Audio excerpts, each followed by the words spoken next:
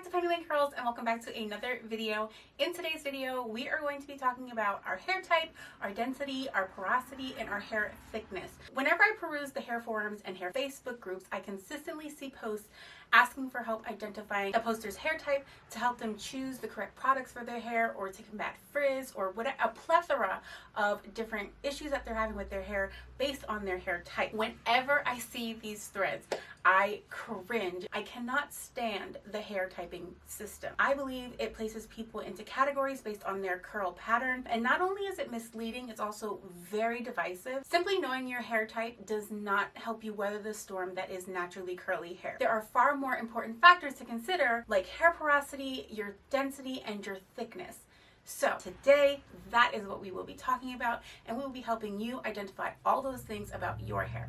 So if that sounds like something that could help you, make sure you stay tuned.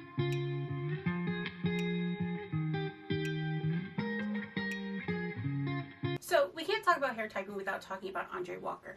Andre Walker is Oprah's stylist for many decades. In the 1990s, Andre Walker created a system to market his line of hair care products. His system categorizes natural hair types, and it's often referred to as the hair chart. He classified hair into four main categories, type 1 being straight hair, type 2 being wavy hair, type 3 being curly hair, and type 4 being coily hair. Within those texture classes, Andre also created and defined subcategories from A to C. So for Walker, the chart was all about selling his hair care products. People could use the chart that he created to buy a complementary product from his hair care line. But now the chart has gone way beyond just his hair care line, and it's kind of just become a universal way that we all talk about curly hair, or most curly people talk about curly hair. A lot of people don't think that it's helpful, myself included, and some of the criticism goes way far back in American history. So in Africa, thick, coily, and long hair was considered a sign of health and wealth. But in the United States, skin tone and hair texture were used to divide enslaved Africans. So someone with a lighter skin tone and straighter hair would get more privileges, like working in the house instead of in the field. And this really created this thought process of what good hair is and what bad hair is. Even after slavery ended, the racist beauty standards continued. There were even black churches who would put a comb at the front door.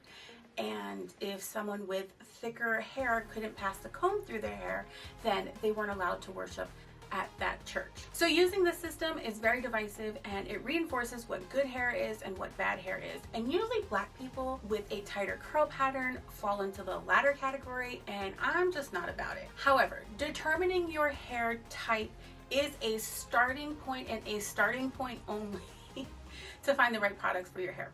So like I said, the curl typing system focuses on type 2 wavy hair, type 3 curly hair, and type 4 coily hair. The subclassifications run from A to C, and the subclassifications are based on the diameter of the curl. So a tighter curl is a C, and looser curls are an A, and then in the middle. You may not fall into a particular category of curl. You can have multiple curls on your head. I am 3B, 3C hair, so I do have two types of curl patterns, and then I have some straighter pieces. My son is 3B, 3C, and 4A hair, so he's got a whole combination of hair.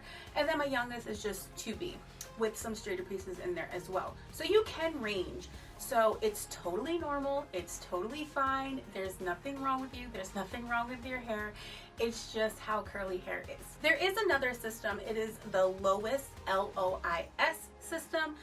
And this really looks at the structure of your curl. It looks at the bends, the kinks, and coils of your hair, and your hair will resemble one of the four letters within the Lois system. So if the hair has all bends and right angles, then you are a daughter L. If the strands roll up into the shape of one or several zeros, like a spiral, then you are a daughter O. If the hair lies mostly flat with no distinctive curve or bend, then you are a daughter L. And if the strand looks like a wavy line with hills and valleys, then you are a daughter S. This is a little bit more difficult to type, but there are other hair typing systems that are less divisive. Now, moving on to what I think is more important and what I base my hair on is your porosity. Knowing your hair porosity is far more important than knowing your curl pattern, since it greatly affects your ability to moisturize healthy looking hair. Knowing your hair's porosity can help you choose the right products and help you keep well-maintained, shiny, moisturized curls. What is porosity? All porosity means is how porous your hair is, or it's the measure of a hair's ability to absorb moisture and to hold on to that moisture. So I want you to think of your hair like the shingles of a roof. You've probably heard this before. We don't get wet in our house because no water can get in our house. So the outer layer of our strands is called the cuticle, and that is the roof of your house. If you have cuticles that lay absolutely flat like this, that means no water can get in, which we like for a house. But this is how we like our house shingles to be. We like them to be nice and tight, nice and closed, so no water can get into our roof and then we don't have leaks in our ceiling. Shingles like this would be low porosity hair, or cuticles like this that are flat and closed are low porosity hair. Water cannot absorb into this strand, water cannot get in there, no nutrients and stuff are harder to get in there. If you have high porosity hair, it just means the opposite. It means that your roof shingles or your cuticle are sitting up a little bit higher and more water can get in. With high porosity hair, you absorb moisture easily, but you also lose it very easily as well. If you have normal porosity hair, it means that your cuticles sit just kind of perfectly. You absorb moisture and you can hang on to that moisture very easily, but there is no good or bad porosity. It's just how you take care of it. And knowing your porosity will help you do that. So for most, your porosity is going to be genetic, but it can be affected by external factors such as your environment, chemical processing, and heat treatments. Well, how do I find out what my porosity is? I will tell you. So to find out your hair porosity, there's a couple of different methods, and I have a favorite. I'll tell you the first two, which are not my favorite, but the first one is you can get a strand of hair. You want to make sure that the strand is a shed and not a break. You can tell the difference by examining the strand, and at the end of the strand, if there's a little white ball, that means it's a shed. If there's no white ball, that means it's a break. You want to do all of these tests on clean hair. So the first one you can do is the float test. This is probably the most common test that people do. I don't find it super reliable because of surface tension of the water, oils that can be on your hair. So you can get a glass of water and you can take a couple of strands. You can drop them in the water, and if they float, then you have low porosity because the water cannot penetrate the strand. Remember our shingles? If it sinks, it's high porosity because it just sucked up all that water and it went straight to the bottom. And if it floats in the middle of the glass, then you have medium porosity hair. The other one you can do is the slip and slide test. I find this a little bit difficult if you don't know what high porosity hair feels like and what low porosity hair feels like.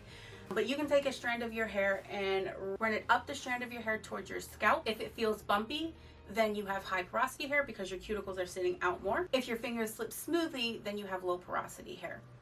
But then how do you know if you have medium porosity hair, right? So you don't really know the difference.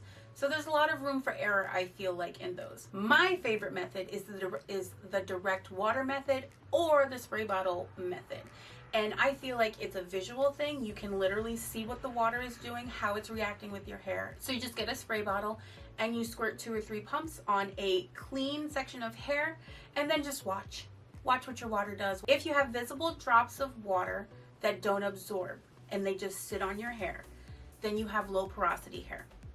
If you have drops of water that sit on your hair and then absorb, then you have medium porosity hair. And if you have water that absorbs quickly, then it's high porosity. So some traits of low porosity hair are it's resistant to water, creams, and oils. The water will bead on the hair. Your hair will take a long time to dry, and your hair lacks elasticity. So the best way to moisturize, I have low porosity hair, so I know all about it.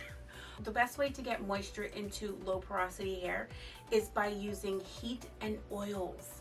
So when you're deep conditioning, get yourself a thermal heat cap. That will help your cuticles to open, because when we're using heat, our cuticles are going to open more. It's going to allow your hair to suck up all the moisture, all the protein, all the nutrients that it needs. You can also do hot oil treatments and you can add humectants like honey to help with moisture. So some traits of medium porosity hair: hair easily absorbs moisture. Your hair will require less moisturizing because your hair hangs on to moisture a little bit longer. Your hair responds easily to dye and chemical treatments. Be careful not to expose your hair to too much protein. It'll make your hair feel very stiff because your hair kind of soaks up kind of everything.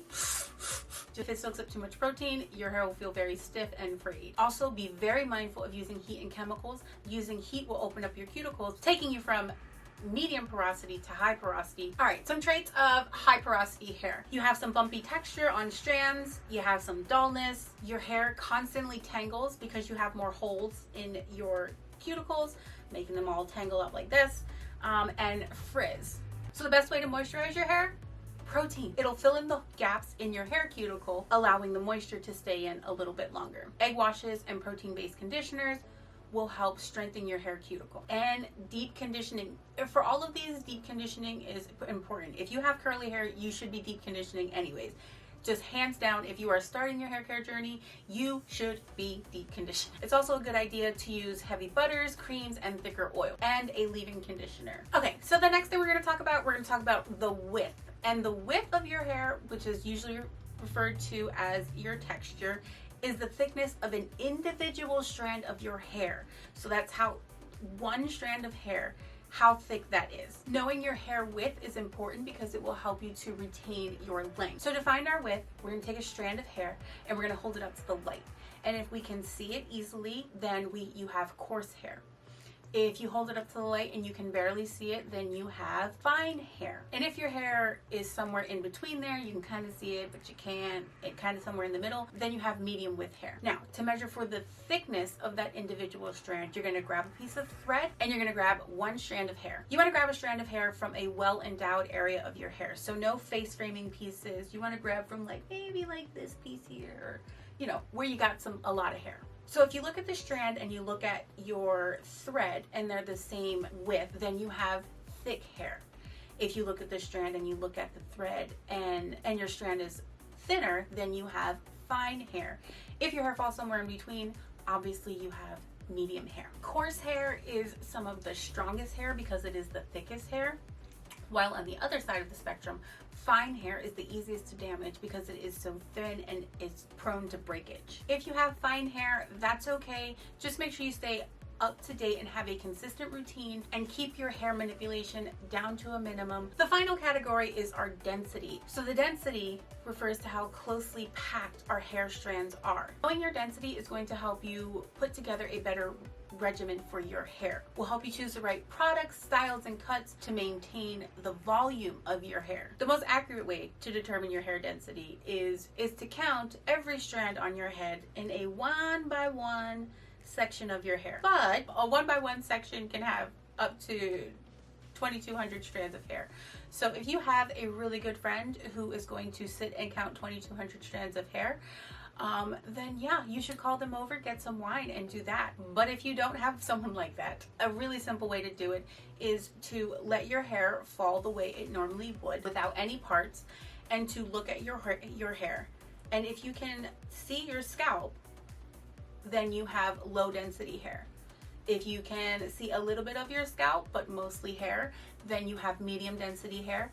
And then if you can't see any of your scalp, like myself, you have high density hair. Another way to determine your density is to measure the circumference of your ponytail. So if you have low density hair, your circumference of your ponytail will be less than 2 inches. Medium density hair is 2 or 3 inches, and high density hair is 4 inches or more. For low density hair, it's best if you use light products that aren't going to weigh your hair down and make your hair look greasy and lifeless. While with high density hair, you can use thicker gels and creams. And then with medium density hair, you can use spray and leave-in conditioners and light leave-in conditioners. Once again, you may not fit into any specific category, but this is just to give you an idea. So like I said, there's so much more to your curly hair journey than just what your hair looks like, which is pretty much what your curl pattern is. It's just the aesthetic, I feel like. It's just the aesthetic of what your hair looks like. So the next time you are putting a haircut regimen together, or you see someone on a forum asking for help, you can teach them all about their density, their porosity, and the width of their hair. I hope this helped you understand your hair a little bit better, and I hope that you can go out and now help someone else. That's all I've got for you today. If you enjoyed the more educational videos, make sure you give me a big thumbs up. If you learned something new today, make sure you leave a comment down in the comment box below telling me what you learned. And if you enjoy curly hair videos, make sure you go ahead and hit the subscribe button. I upload twice a month. You can follow me on Instagram. But for today, that is all I have for you. I will see you guys in the next one. Bye.